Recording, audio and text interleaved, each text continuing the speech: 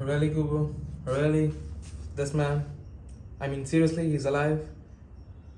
Seriously? This man is as dead as the people who died during the 9/11 attack. Okay, I mean, this was a joke. Okay, people? Appreciate dark humor. Okay, if you didn't appreciate, you can leave. But if you appreciate it, thank you. We can be friends. Okay, so basically, episode number 8, right? 8. 8, nah? Yeah, 8. Episode number 8 review basically starts right now. Overall, it was a pretty good episode. This review I'm almost certain, will be shorter than 30 minutes. Why? Because I'm in hurry and I need to eat and do a lot of stuff, and like I'm packing. I'm coming to Canada as a student, so yeah, I have to do a lot of stuff. So basically, we'll try to do this under 30 minutes, definitely. Okay, so basically, the episode starts off with we get to see Isane and Unohana. They are like, Isane is basically really sad and she's questioning questioning the stuff she did or she did not do. Like, she's asking Unohana, ma'am, was it right for us to stay here during the attack and not participate in the war?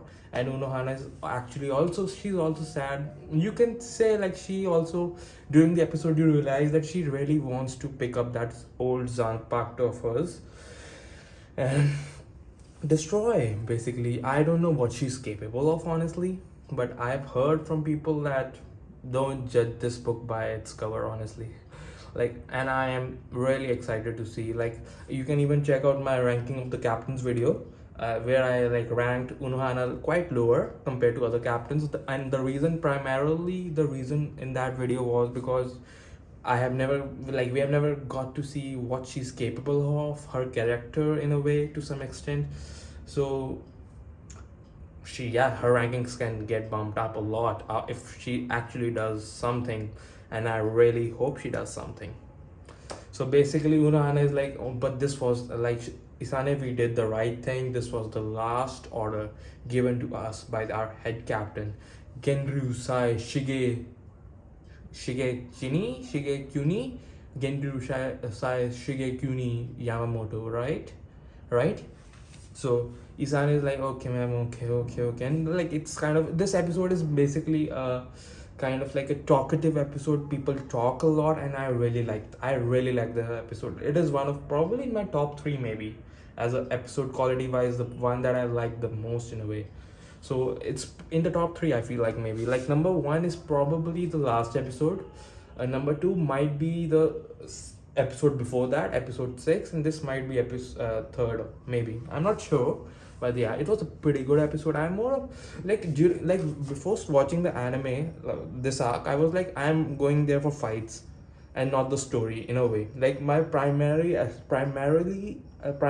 goal, god damn it, was the fights, okay, and not the story compared to the fights, and secondary was story. But the more I watch, I think my primary like goal is becoming the story, and secondary is becoming the fights. Is it good? Is it bad? No, it's normal. Wait a second. Hey, if you're liking this video, please remember to like, comment, share, and subscribe for my hair, please.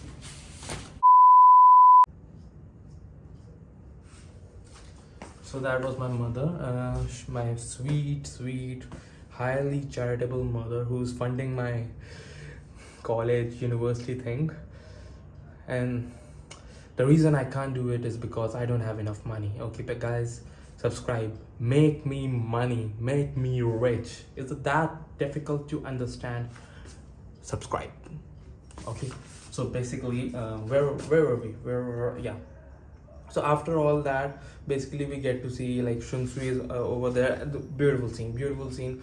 Like, everyone is sad, but obviously Shunsui, I feel like Shunsui is way more sadder than Ukitake for some reason. Ukitake is definitely sad, but for some reason the anime and even the manga gives the emphasis on Shunsui's sadness. Maybe Ukitake is also grieving in his own way, but the anime or the manga never shows us.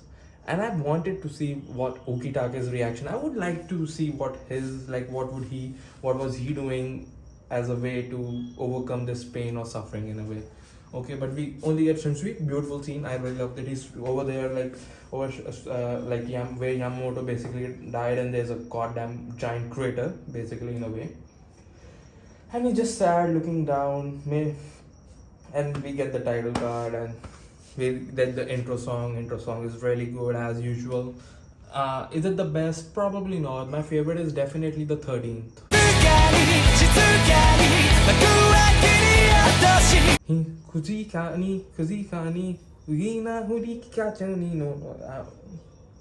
Cut that.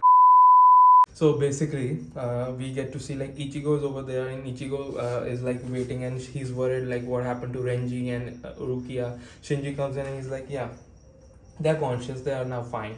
So Ichigo goes over there and talks to Rukia, and Rukia is basically like, oh my god, Ichigo, I missed you so much, I love you, give me a kiss. And Ichigo is like, oh baby, I'm coming here. And then both of them furiously make out, and Renji and Shinji watch while eating popcorn. Renji not so much, because you know he's unconscious, but he's at least listening. So basically, Rukia and Ichigo talk about like what the events that happened, and Rukia notices that Rukia is like thankful, grateful to Ichigo, like you came, and Ichigo is like, obviously I will come, you're my friends. Duh.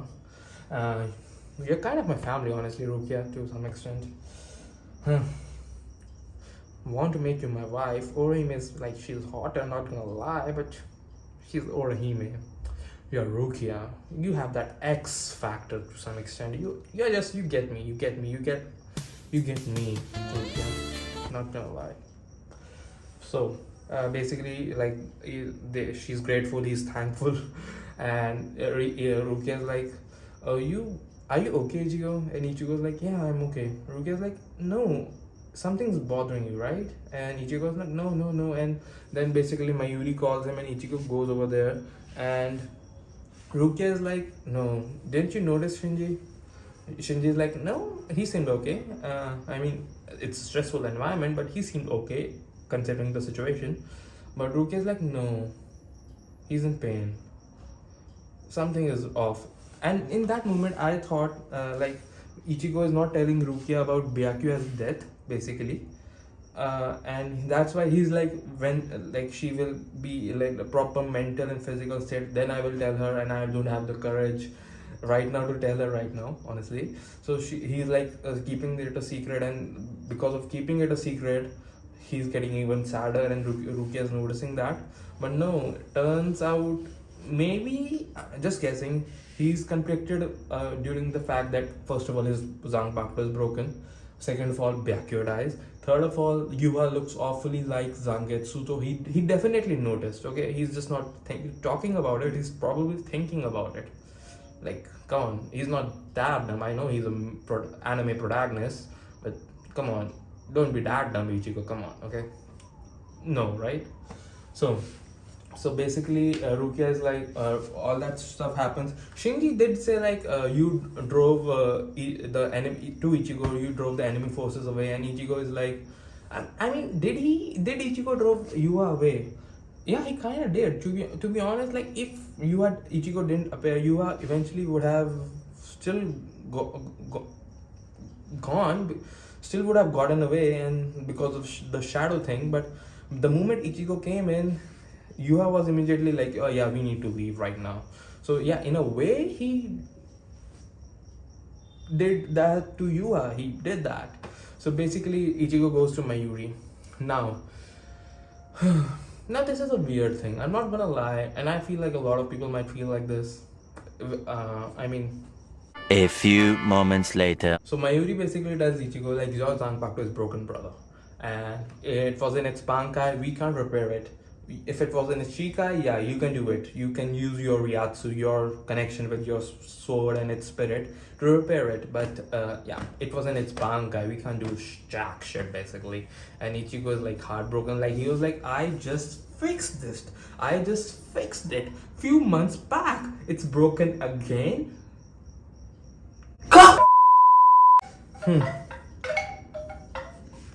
So after, like, but the thing is that we don't get to see this movement in the anime, which is very, very important in my opinion. Kind of a dumb thing, to be honest. I'm not gonna lie. We don't get to see this movement in the anime, but in the manga, it's they talk about it. It's basically like to be honest, Mayuri tells Ichigo like Ikaku, when he revealed his bankai got damaged. So he basically used a special society super glue to fix his bankai, but it's not as strong as it used to be. The bankai Ikaku used during that arc when he first revealed it versus the bankai he has right now, it's the right now one is weaker because it's kind of broken. Like if you imagine a vase, you break it into 3-4 pieces, let's just say, to make things simple. Then you super glue it into its original form. It's not as sturdy, not as solid as it used to be. Makes sense. It's never going to be the same. So the same thing happened with Renji when Renji fought Byakuya during the Soul Society, and a lot of his parts of his bankai got destroyed, and now he doesn't have those parts. Ichigo is also like, you can modify it. Like Mayuri is like, yeah, we can modify it, but it's not going to be as strong as it used to be. The doggy captain, I don't remember his name, I'm so sorry. I will try to remember it next time, okay, if he comes up. His bankai is the only bankai that's the exception according to Mayuri, because his bankai gets damaged during a fight, and that damage happens to the doggy captain's body too, okay? But when his bankai and his body are related, it's basically the same being in a way. His bankai gets damaged in that giant transformers form, basically. His body gets damaged, his body gets healed, his bankai gets healed. So they're connected. That's the only exception. One thing I really don't understand, Mayuri got his bankai destroyed twice, right? Against Uryu Soul Society, completely destroyed, annihilated, decimated. Against Silapuro Grants during the Huecomundo, he committed basically he made his bankai commit suicide in a way, and blasted it and completely destroyed it, annihilated it, decimated it, whatever term you want to use. So he has already destroyed his bankai twice. That shouldn't have happened. Even if you modify it, I mean, does that mean Ichigo can still have his bankai, just a modified version of it, which will be weaker than the one that he had few moments ago? And does that mean Mayuri's bankai against Silapuro Grants during Huecomundo was weaker than the bankai he had during Uryu in Soul Society? I feel this is the only way it can make sense, right? Whatever. So it's just a story. Digest it. So Ichigo is like, oh. He basically, and then we get to see a movement which is not again in the anime. We get to see muscular, strong Kon. Okay, this man, we get to see, and Ichigo is like, he's not able to recognize who this man is, the muscles, the jaw, everything, he's not able to recognize him for a few seconds. And Kon is like, what are you doing, Ichigo? This is me, I am Kon. And eventually Ichigo recognizes it, and Ichigo is like, oh, that's where he's been. And I'm kind of annoyed by that. I mean, I know it's Kon, and he's not Orihime, Chad, Uryu, Rukia. I mean, you don't have that big of a connection with him. But the dude lived with you, in your body, was your friend, kind of risked your... I mean, not exactly, but you are good friends. I mean, you don't even keep tabs on him. Like, you were not even worried enough to be like, oh, where is Kon? Just imagine, Orihime disappeared. Chad disappeared. Okay, those two friends that Ichigo have in the high school, whose name I don't remember, one of them disappears. I feel like Ichigo will be still motivated enough to find one of them, but no interest in finding Kon. Kind of disappointed. Especially, I have seen the Rega. I know it's filler, but I still have the relationship between Kon and Ichigo. It develops the relationship somewhat, so kind of disappointed. Check out the video I made on it, review. So I've been kind of disappointed. Eventually, we get to Mayuri's Mayuri gets a call, and it's basically like the Zero Squad is here. And finally, a lot of people have a lot of problem with Zero Squad. Like, as an anime only guy, I don't know what's the problem. One of the problems that I feel like is there is basically their designs. People were expecting, and understandably to some extent, five really badass looking dudes or female dudes. What's that called?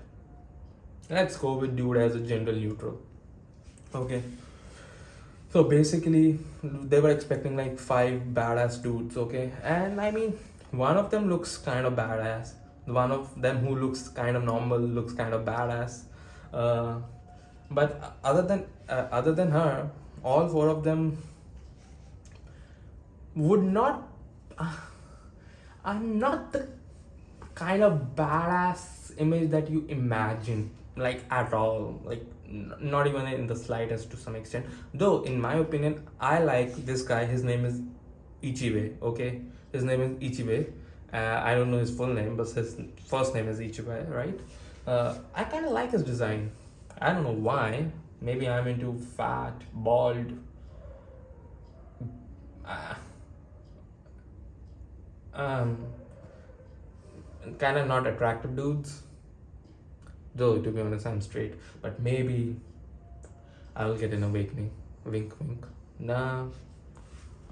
So, I mean, to be honest, we Ichigo is like waiting for this Zero Squad, and like Squad, and he's asking everyone like what Zero Squad and everything. Shunsui explains this, and also tells us about the wall that about during the Soul Society arc, that this wall is actually above the Soul Society, above the Serede, but during extreme emergencies which happened during the Soul Society, that Ryokas were invading us, which were you. Thank you for that. These walls go down into the Soul Society as a form of barrier protection. Okay, kind of like it. Throw back to Soul Society, the definitely the best arc. Okay, so basically Shunsui is like that all happens, and basically the Zero Squad appears like this, and they really proper, like in a very good way, show how goddamn strong Zero Squad members are. First of all, they are probably like Shunsui says it, like their power, the five members of the Zero Squad, their power is greater than the 13 captains of the Kote 13. So in a way, you can say they are one member of Zero Squad. Let's say they are all evenly strong. Though I know Ichibe is stronger than them. Okay, spoiler alert. I guess it's not a big spoiler. Okay, Ichibe is the strongest one. You can even see that he's in the center. You feel that he's the leader. Okay. So he's like, I feel, let's say they are all evenly strong, so they're all, one of them is as strong as three captains combined. I mean, that's pretty strong, not gonna lie. I feel like three captains against one Stern Ritter. Yeah, Stern Ritter is dying badly. Like two would be a fight, with where the captain probably would win, depending upon the Stern Ritter, but probably would win. The ones that we have seen, probably, yeah, captains would win. Three is just, may I say, overkill. I mean, it's not that lame of a joke, okay? Come on. Huh. So, we get to see all of them arrive, and we very quickly, they show us how strong these like Squad Zero members are compared to us, compared to not us. Like, they're significantly stronger. Not to me, though. You know, I am Lightning Zanpakuto, Ryujin. Tell me, if you want to know what happens to my story during this whole arc, like a lot of stuff has happened. I defeated Hashwalt. I basically almost died. I even tried to stop Yuha. Like, I was on the ground when Yuha went for the final attack on Yamamoto. I was on the ground. I used my Shika because I couldn't use my Bankai. Because it would get stolen.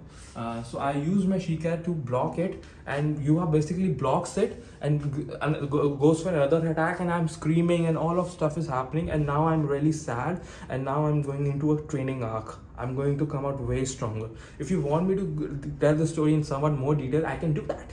You shouldn't need to tell me. I will maybe put that scene in the post-credit scenes of this video, I guess. If you want me to do that, tell me, comments. And comment something if you like the video. It really motivates me sometimes. I'm a kind of demotivated person, depressed. They really quickly show us how strong Zero Squad members are compared to these captains. Okay, immediately, like the this girl, she is basically telling Mayuri that I am way better than you, and it was very easy for me to infiltrate your squad barracks, and it was not used to be that, it was never that easy when I was over there. Which I don't know if she was the captain like before, because the captain before Mayuri was Kisuke, before Kisuke was this girl, before her maybe it was this girl, I don't know. So basically, okay, against Unohana, mind you, Unohana, okay. Uh, this dude comes in and he's like, I taught you everything about healing, and you are not as good as in healing compared to me. Only I can save Byakuya, okay. And Unohana is pissed during this whole arc. Not arc, in during this whole episode. Like, I loved it. Not gonna lie, I loved it. It's in the thumbnail, probably her pissed face. Definitely, I loved it. Okay, and like Soifon gets outsped by again this dude very casually. Uh, and what else? What else? What else? I mean, everyone is like they're just too OP. This dude doesn't speak at all during this episode, like at all, right?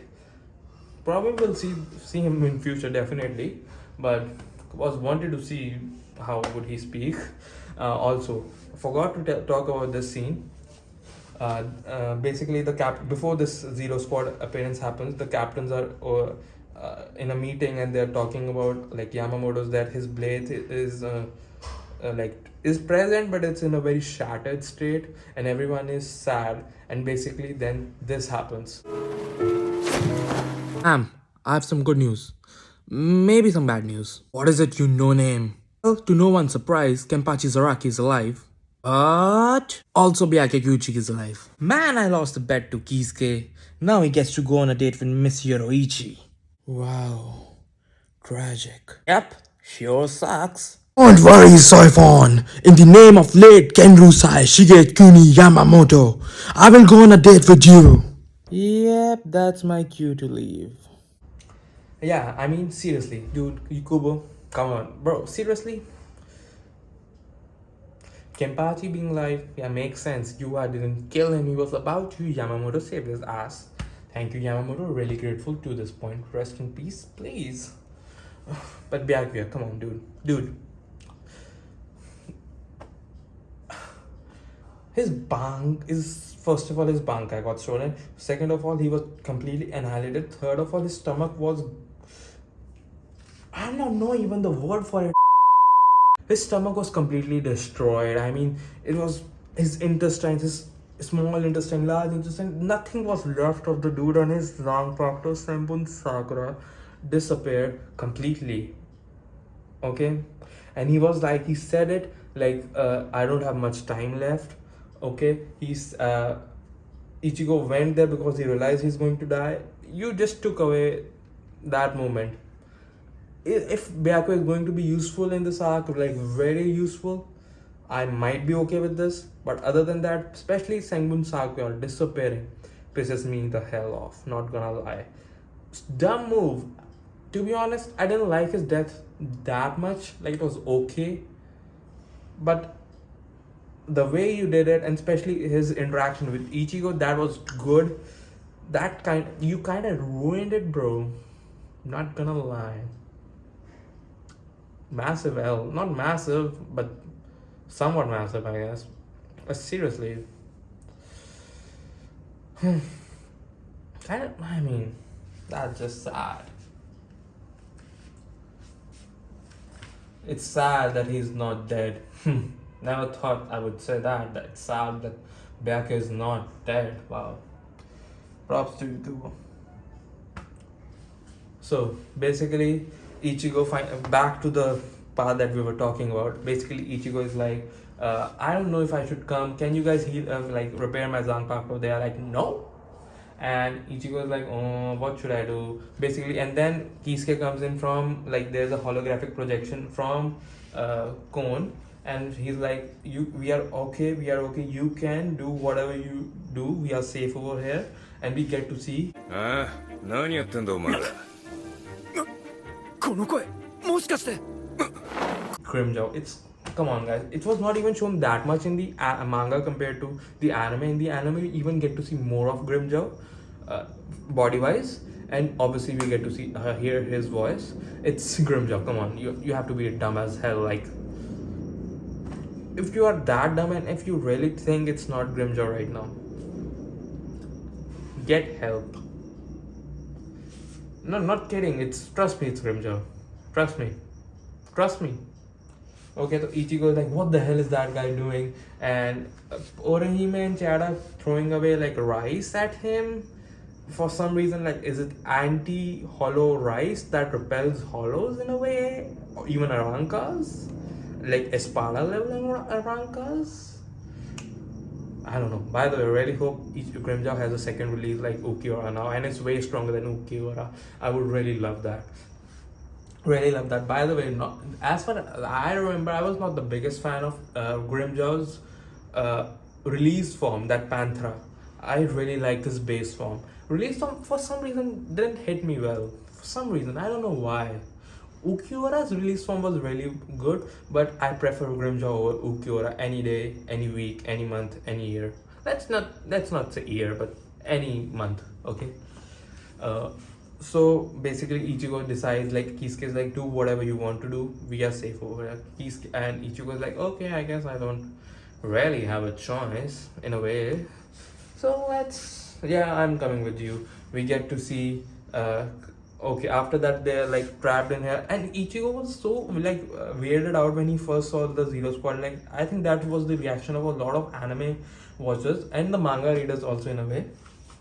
Then when they first saw the Zero Squad, like, these people stronger than, I mean, they're pretty strong. These like 13 captains, like whatever, like -2, -1, 10 captains in a way. I mean, they're pretty. These people are stronger. Okay. But then they basically take off. This lady, I don't know her name. She had like 4 pods, and in one was Rukia, one was Renji, and one was Byakuya, and one was blank. I thought in the blank thing it's Kenpachi, and they don't want to tell us. But I was like, it's kind of obvious.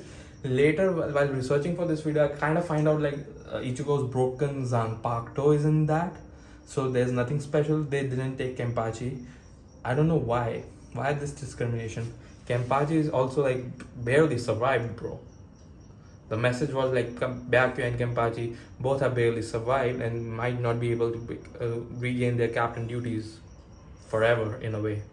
So, I mean, to be honest, Byakuya is way more injured than Kenpachi. But come on, in comparison to Renji and maybe even Rukia, Kenpachi is also really injured. Come on, dude. Come on.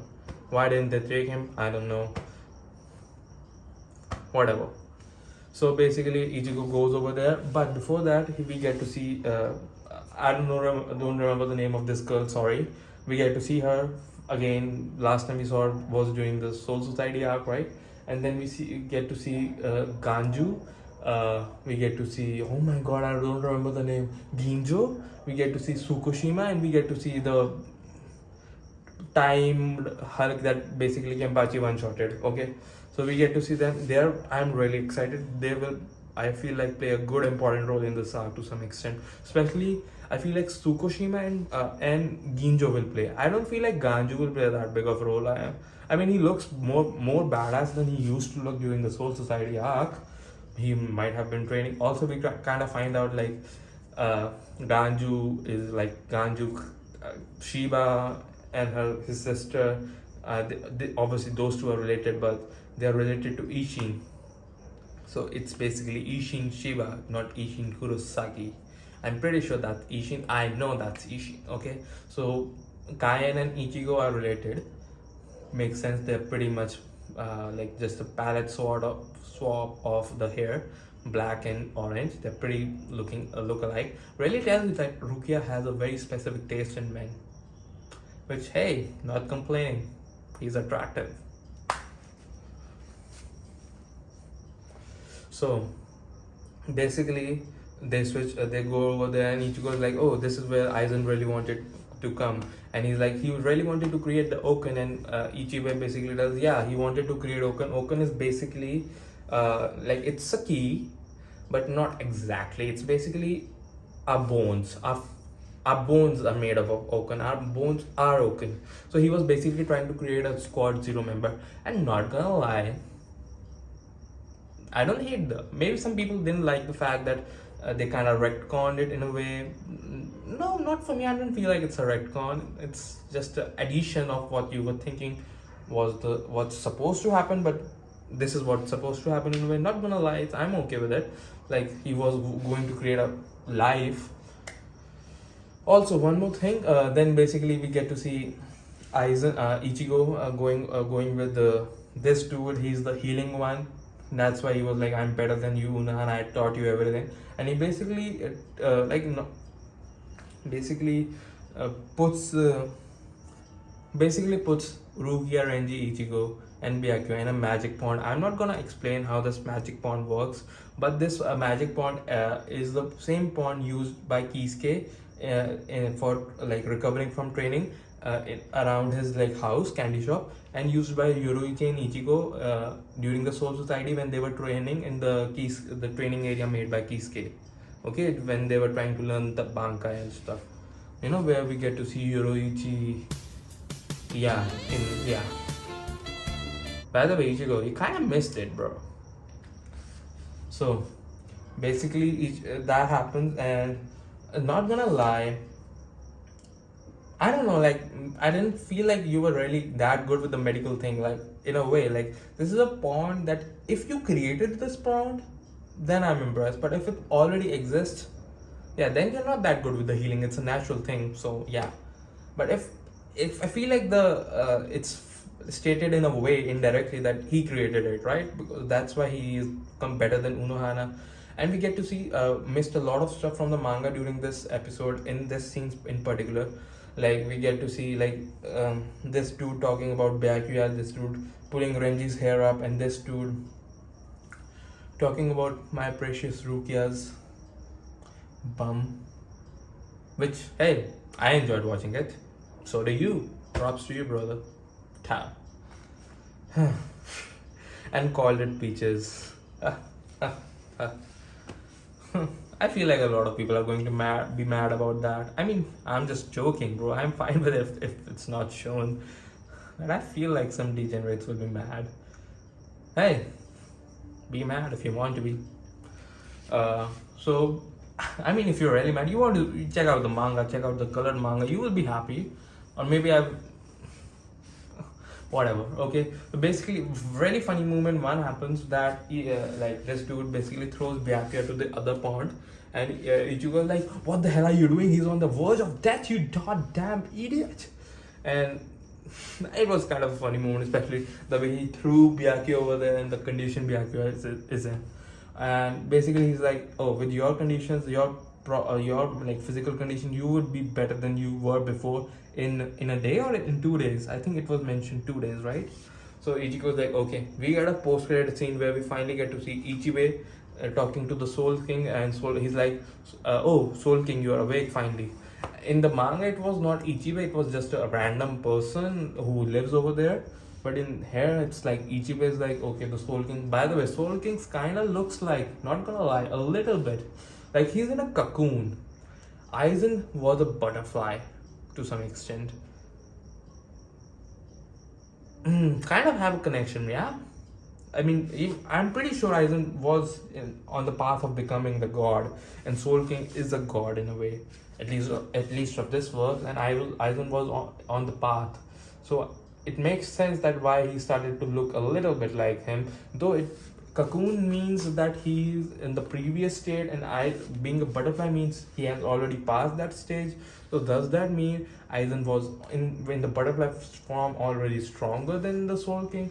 Now that doesn't feel right, and I hope that's not right.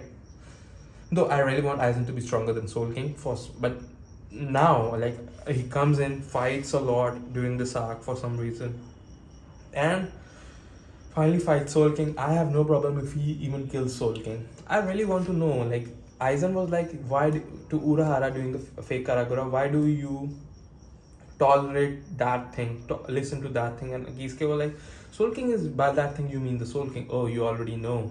What does he know?